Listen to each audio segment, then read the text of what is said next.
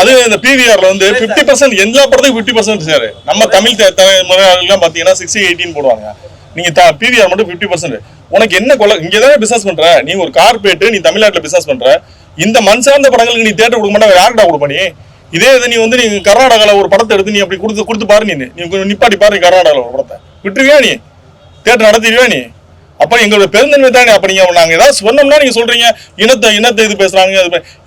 ஏன் மண்ணுல எனக்கு நான் பிசினஸ் பண்றதுக்கு எனக்கு வாய்ப்பு இல்லைன்னா வேற எங்கேயே போய் பண்றது? நான் பக்கத்து மாநிலத்துல போய் பண்ண முடியுமா? வெளிநாட்டுல போய் பண்ண முடியுமா?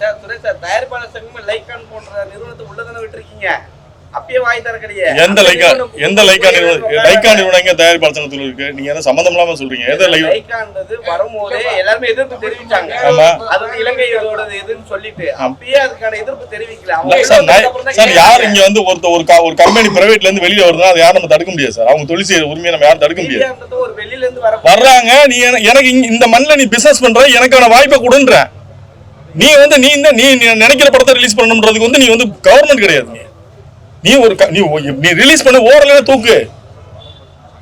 நான் மறக்கல. நீ ஓடல தூக்கு. உனக்கு லாபம் இல்லையா? தூக்கு, தப்பு இல்ல. தியேட்டரே கொடுக்க மாட்டேன்ற என்ன அராஜகங்க அது? பிவிஆர்ல இவங்க தான் உள்ள ஒரு கேட்டகரியா வச்சிருக்காங்க சார். அங்க டிக்கெட் வாங்கி நிறைய பேர் உள்ள போகல சார். சாதாரண ரோகிணி தேட்டர்ல உள்ள போனவங்க டிக்கெட் வாங்கிட்டு வெளியே கூட்டு வந்து விட்டாங்க சார். இது யாரு கேட்கணும்? இது உங்க சங்கத்தை தான் கேட்கணும். அதுதான் எடுக்கிறது மக்களுக்காக. ஏன்டா அவனை விட மாட்டீங்கன்னு நீங்க கேளுங்க. ஏன் இவ்வளவு சங்கம் வச்சிருக்கீங்க? ஏன் மக்கள் கேட்கணும்? அரசாங்கம் கேட்காதா? நீங்க ஒட்டுமொத்தமா அரசாங்கத்துக்கு கோரிக்கை வைக்கணும்ல சார். ஆமா, ஒட்டுமொத்த அரசாங்கத்துக்கு தெரியாதா? எல்லாரும் பார்க்கணும்ன்றது அரசாங்கத்துக்கு தெரியாதா? ஒட்டுமொத்தமா எனக்கு கோரிக்கை வைக்க வேண்டியது அரசாங்கம் தெரியாதா?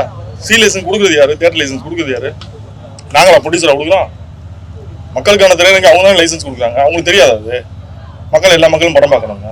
தமிழ் திரைப்பட தயாரிப்பாளர்கள், இயக்குநர்கள், நடிகர்கள் எல்லாரும் சேர்ந்து போயிட்டு நீங்க ஒரு வழக்கு தொடுத்தீங்கன்னா அது அரசாங்க பார்வைக்கு போகும்ல சார். இந்த சங்கங்கள் இனிமேல், அதாவது எலெக்ஷன்லாம் விட்டுட்டு இனிமேலாம் நீங்க திரும்பி வந்து மொத்தமா நிக்கலன்னு வச்சுக்கலாம். என்னைக்கு சுரேஷ் காமாட்சிக்கு வர நிலைமை நாளைக்கு அவனுக்கு வர ஒட்டுமொத்த இண்டஸ்ட்ரி நாசமா போயிடும், அழிஞ்சு போயிடும். நான் இப்பவே அழிஞ்சிருச்சு.